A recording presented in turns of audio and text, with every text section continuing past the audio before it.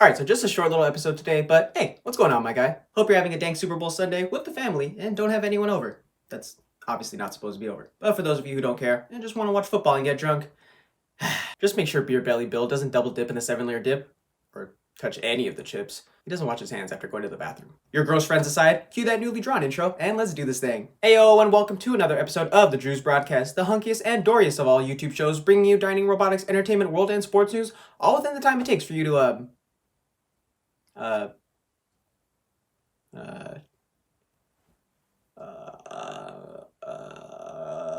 well, can't really think of anything that takes 7 minutes, but hey, let's just jump straight into dining news. In dining news, let's start with some Mardi Gras news, and for those of you who plan on traveling to New Orleans, Louisiana for celebrations, you may want to reconsider, as it was reported by numerous outlets, mainly CNN for this bit, that you won't be able to get lit like a firework in the Party City because the city would not be letting bars reopen, regardless of indoor or outdoor service, or serve to-go drinks to customers from Friday the 12th till Fat Tuesday on the 16th, because, well, COVID. In addition to the bar closures, bars operating as restaurants, thanks to a special permit the city has, will also be closed. And if you thought about buying packaged liquor from the French Quarter or the Central Business District, good luck, buddy. Last November, it was announced New Orleans would be canceling parades for the 2021 year, which they did. However, on the city's website, they have some safe and fun alternative activities to try and make the most of the holiday. Holidays? The city's mayor, LaToya Cantrell, who called large gatherings last week on Bourbon Street unacceptable, quote, referred to the crowds as super spreader events, calling them dangerous and a risk to lives and the progress the city has made in stopping the spread of COVID-19, according to CNN. Cantrell said she'd rather be accused of doing too much rather than too little when it comes to the residents' and hospitality workers' health. However, if you ask me, it just sounds like she wants to restrict my freedoms and mask me up like a dog. Dude, shut the up. In robotics and tech news, let's check out what's happening in Wineville, Bordeaux, and see how wineries control the weather using salt. Oh yeah, strapping for this one, buddy. So according to the Sunday Times, the Saint-Emilion winery has been a constant recipient of frozen precipitation over the years. Hailstorms, I mean. And said hail pelts and ruins fruits and grapes, destroying the harvest and all the vineyard keepers' work every time. So the question is, how do they control the weather? I mean, how do they make it stop hailing? Well, one company, named Celeries, a firm said to be specializing in storm risk solutions according to the Times, had a plan in mind to turn hail shards into movie theater ices. It's a bit complex, and if you want all the science into how salt lowers temperatures, I don't know what to tell you, because you're not getting that here. So what exactly is this plan, I hear you asking? Using a radar system to track storms, winemakers receive notifications on their smartphones that a potential hailstorm is incoming, and that the helium salt balloons need to be prepped. From their phones, various winemakers are able to activate and send the balloons up and into the storm clouds, spraying and releasing the 200 grams of specialized salt contained with it that's said to lower the freezing point of water, thus, in theory, lowering the temperature of the cloud's trapped water. In basic terms, the helium balloon go up, salt is released, and slush comes down. Though it's not said to be a perfect solution, the salt balloon is said to be an effective way of combating hailstorms in the vineyards, with Frank Bernard, the general manager of the Council of Saint-Emilion Wines, saying, quote, the scientists say the system reduces the risk by 60 and 100%. In entertainment news, let's read that resignation letter former President Donald Trump wrote and sent to SAG-AFTRA, the union which represents a major portion of the entertainment and journalism industry. To which he starts off by saying, quote, I write you today regarding the so-called disciplinary committee hearing aimed at revoking my union membership. Who cares? Clearly not him, because he goes on about how he likes the union's work, but not the union itself, because they're like super mean to him or something.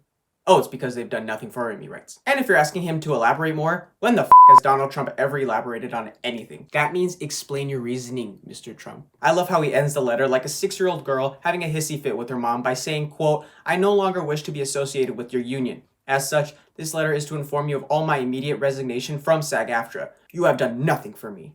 Oh. I just got word right now that we have a clip of the SAG-AFTRA officials' reaction to Trump's letter, so let's tune in. In world news, we're going to Trump's best friend's country, Russia, to find out what exactly is going on between Vladimir Putin and Alexei Navalny. Mainly Navalny though, because Putin really hates him, and because Navalny's in some right now. So after being treated in Germany and recovering from a nerve agent poisoning caused by Novichok, yes, apparently laced in his underwear, Navalny returned to Russia last month only to be arrested by Russian police and sentenced to 2 years and 8 months in prison because he violated his parole from a 2014 case. I mean, it's not like he was dying in the hospital or anything, right? Exactly right, according to CNN. Navalny's arrest and sentencing sparked mass protests in support for the Kremlin critic and political change, with thousands being arrested and loaded onto buses for showing their support on Tuesday. And if you think they were just held and then released, oh hell no, not in Mother Russia. Police are said to have intimidated and even threatened detained protesters, with Peter Sokovic speaking with CNN, saying officers told him, quote, Do you know that we can beat you so hard that you will be urinating blood and there won't be any traces? You won't be able to prove anything. Navalny's political team said they would be taking to the streets again and wrote to the Telegram, quote, Putin failed to kill Alexei Navalny and therefore decided to put him in jail for 2 years and 8 months. We will never tolerate a government that kills opponents and imprisons innocent people. There's definitely way more to the story, and I probably missed something trying to summarize everything due to time restraints. However, I highly encourage you to read what's going on in Russia with all the links down in the description below. Wrapping up with sports news, the Buccaneers won Super Bowl 55, and I couldn't be more indifferent. Not that it's because I don't like Tom Brady, or have a grudge against Tampa Bay. It's honestly just because my Chargers are trash. I mean, they're not there. But hey, congrats to Tampa Bay. for making Super Bowl history and Tom Brady. for grabbing Super Bowl MVP. Let me know in the comments how you felt about the Super Bowl and who you think will be in the mix next year. Speaking of NFL honors, the NFL Honors 2021 event was held on Saturday to commemorate the best of the best this past season and over the years. During the event, hosted by mustache expert Steve Harvey, the NFL awarded Seahawks quarterback Russell Wilson with the Walter Payton Man of the Year award, gave the Rams' defensive tackle Aaron Donald his third Defensive Player of the Year award, and bestowed upon Tennessee's running back Derrick Henry the Offensive Player of the Year award. Nationwide guy and miniature development model specialist Peyton Manning, along with 7 other past professionals, were inducted into the Pro Football Hall of Fame as the class of 2020, cementing their place in football history, and regular history, I guess, at least until the aliens come and vaporize Earth, literally deleting our history. As always, thank you so much for making it to the end of the video. I've been your host, Andrew Alonso. If you enjoyed this turd-in address, be sure to leave a like on the video, subscribe if you're new to the channel, and hit the bell icon to make sure you never miss an upload. If you don't want to subscribe, that's cool, G. Maybe follow me on Twitter instead so you can get notified of when all my weird content goes live, including my SoundCloud podcast, the Drew's Broadcast Podcast, where I cover last week's headlines in simple, satirical ways. Follow me on SoundCloud. Wait a minute, I plugged that already. YouTube, Twitter, SoundCloud.